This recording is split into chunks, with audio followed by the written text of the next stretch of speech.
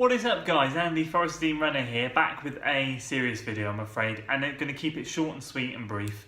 As you can see by the title of this video, we are not going to be running the Forest Dean Marathon on August the 6th, 2018. I have various reasons for that. I'm going to explain them briefly, but I'm not going to bore you. I bored you enough with the Gloucester City Marathon video is cancelled. I don't want to bore you anymore, but let me just explain why I've come to that decision, what I'm going to be doing next, so that you don't see future videos on this channel like later this week and next week and think, hey, where's the training for sub 3 hour marathon series gone?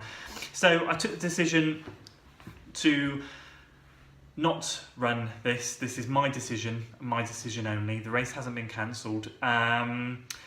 As some of you know, if you want to go and watch the Gloucester City Marathon video has been cancelled, go for it. Link is up there, or there, whatever side it appears.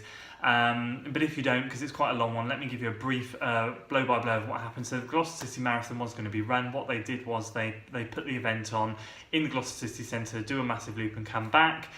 They got refused road closure this year, so they tried to come up with a new route.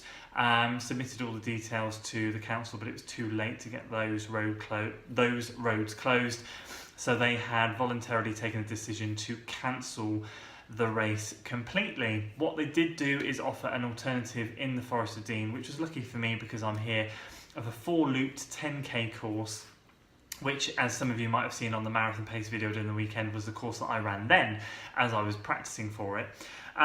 However, this race has been surrounded in a lot of negativity, and I'm not going to go into details. That I'm not a controversial channel, nor am I interested in being a controversial channel, but you can click on a couple of links in the description below to read about what's happening or what has happened. The main issue being that initially, in the first instance, refunds were not offered. There was someone sort of claims to have taken a screenshot of the Gloucester City Marathon's terms and conditions a few days before the announcement, and the refunds were in the privacy policy or in the terms and conditions. They were then subsequently removed before the announcement was made. That is all hearsay. That is the only thing I'm going to say on the situation. They might have been wrong, I don't know. However, that gives you a bit of an idea as to kind of what was surrounding the race. Continually, a couple more stories have come out this week, reported lately. Now, you have to take media with a pinch of salt. I do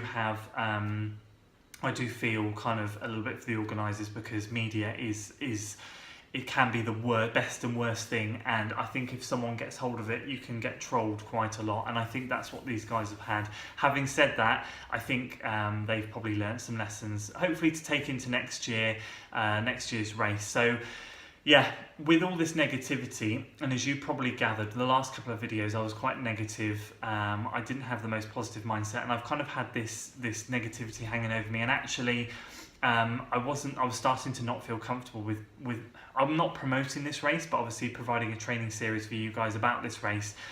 I was feeling a bit negative, and I was feeling like I was promoting something that I wasn't comfortable in promoting. And I had a couple of actually private messages off a couple of local local runners, saying, oh hey, is this the race that is all this stuff is going on at? And I'm kind of like, yeah, and they were like, oh blimey, you know. And although that shouldn't influence my decision, it was kind of backing up what I was feeling already, and the fact that I was going to be running something that I didn't feel comfortable with running, and therefore I took the decision to pull out of the race. Now, obviously, the ultimate goal in the beginning was to run for London. It was to get a London qualifier. Gloucester Marathon it is flat. It's not entirely flat. There are some hills, but I would have had a good chance of getting that good for age. Obviously, moving it to the Forest as well, that chance became slim to none, I felt, as well. And with all of the other considerations that I chucked into the pot, I decided that actually it's not worth. I kind of felt like it would maybe be not a wasted training cycle, because training is never ever wasted, but I actually thought, well, if I don't run this race, it's not the worst thing in the world. I can strip it back, I can go back to shorter distance. I've got the Gloucester 10k coming up.